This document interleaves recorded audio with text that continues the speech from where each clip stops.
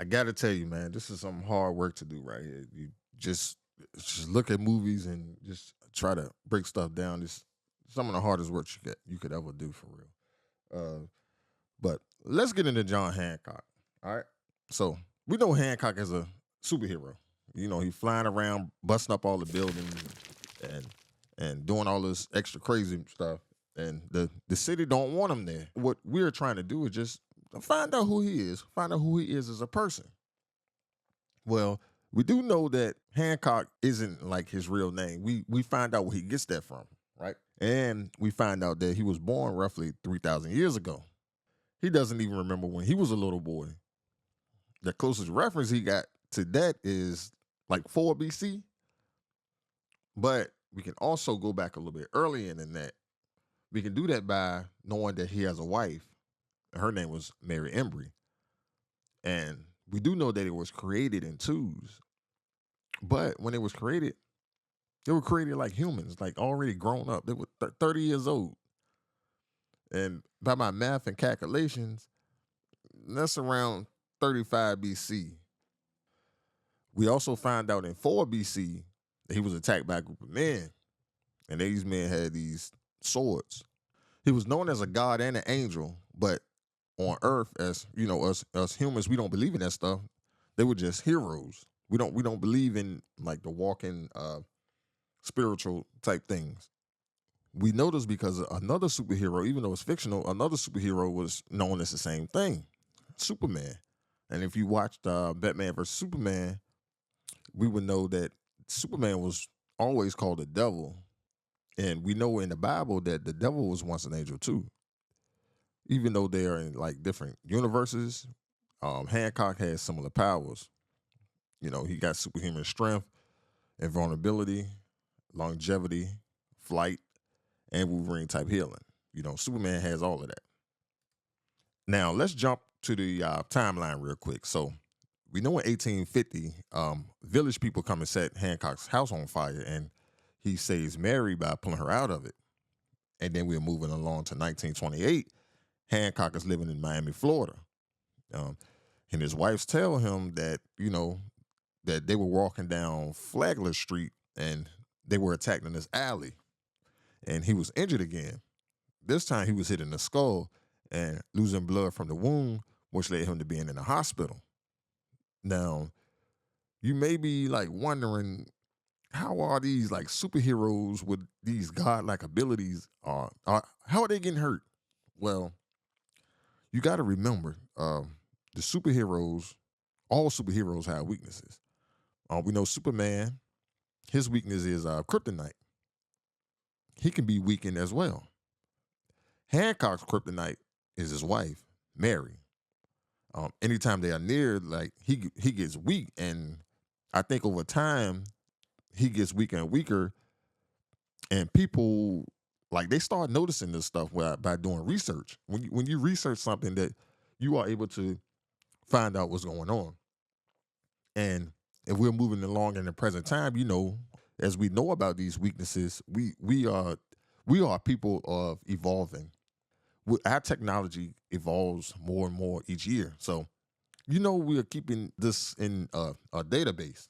Once we find out how to control something, it's documented, right? Now, here's the problem. Mary tells Hancock that they were attacked in 1928, right? When they was on their way to the movies. But if you know and you go back and reference the scene when she was talking about the movies, you can see that Frankenstein movie started at 8 p.m. June of 1931. But in our real world, Frankenstein came out November 21st, 1931. So now we got Hancock coming back to consciousness after his hospital battle. He don't know his surroundings. Once again, his wife is gone, but he doesn't even know who he is. So a nurse asked him for his John Hancock, probably to pay them expensive hospital bills. I know they are probably outrageous. And he thought that was his name. That's how we get John Hancock as his primary name. Time has passed, and Hancock, he ends up in Los Angeles, California. Not that there's reference to when and where he was before that, but just a side note, we do know his wife has been in places, including Cuba. Maybe dealing with the Cuban Missile Crisis. I wonder when she told them they end up the same was in Persia, Greece, and Brooklyn. Was this before the movie night attack? Could be since she went missing after that. Well, we could try to do some math. All right, so Hancock asked what happened 80 years ago, and 80 years later from 1928 is 2008, but 80 years from the physical evidence of 1931 is 2011. But we'll just keep it at 2008 just to go with the flow. Just like anybody who has nothing to do, no job, nothing, he turns into a full blown alcoholic, while adopting the role of becoming a superhero for the city of Los Angeles. This is caused by not knowing anything about his past, which, could lead to depression. He deals with real human emotions. We see this when he finds out about Mary, so he goes back to the liquor store, because of depression. He says, please don't call him an asshole. He's super arrogant. We see he fight crime, which causes destruction. He stops some Korean guys and caused about $9 million in damage to the city. They weren't happy about that. And he has countless warrants out for his arrest that he doesn't abide by. He's a wanted man. But one thing about him that we do know that he is very kind-hearted and he saves people, and that is pure to his heart. He could easily take his powers and become a real villain, like remember Brightburn, the kid, he was a superhero, same concept, just two different personalities. While doing this, nice kind heartedness for a city that doesn't even like him, he ends up saving a guy named Ray Embry from a train incident, and Ray is the real reason that his life has turned around. Ray introduces him to calm his feelings and do things by society for his public image. He convinces him to turn himself into jail. I don't think nobody want to do that, but he convinces him to turn himself into jail and to the police for all the warrants that he has against him, and this lands him in jail, and it makes a good public image for him. But once he's in jail, Ray knows the city will be calling him because crime will skyrocket. These people like to rob banks, all type of killings, everything. When there's nobody here watching, it's something is bound to happen. And just like that, the call was answered, and the law, even though they know he can get out of jail, they know he can save the city, they try to get that man a hefty sentence. Now, this call leads to stopping a hostage bank robbery conducted by Red Parker, right? But this time he does it with care and focus. Everyone gets a good job. Now, Red is down and Hancock is up for the fight of his life because he soon finds out that he has an attraction to this special lady that he runs into. And the special lady that he runs into is Ray's wife, and which is also his wife, Mary. Now, I wonder, could you just randomly say, this is my wife back in the day, like in the BC days, or is this my girlfriend? I don't even know if there was any documentation of this type talk. Well, he is finally reunited with his wife, and she clearly beats him up, only to save him. She knows the damage that this will cause, and she loves her superpower, so she does what she have to do. If they ever get tired of living, they know what to do.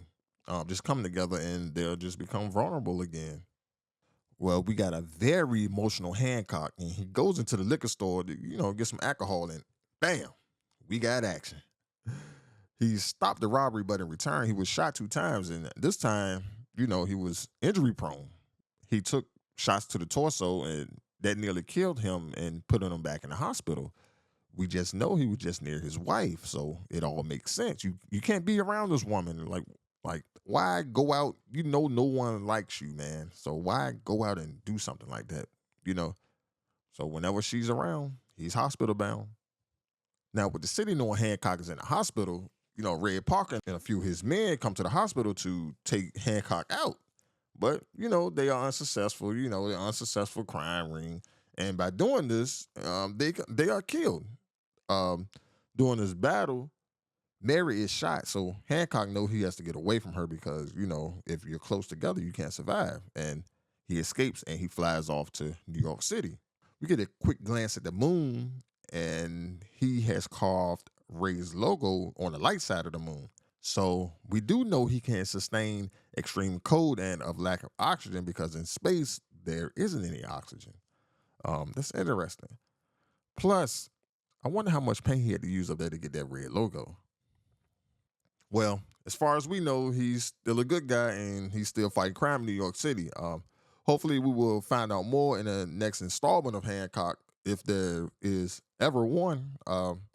It'd be nice to get a sequel to find out what really happened. But as always, we will have visual videos, maybe an audio here and there. When I'm this is very hard work to do when you working 70 hours a week plus trying to edit your own videos and record your own videos. It's just a lot. But stay tuned and I have more videos for you. Peace.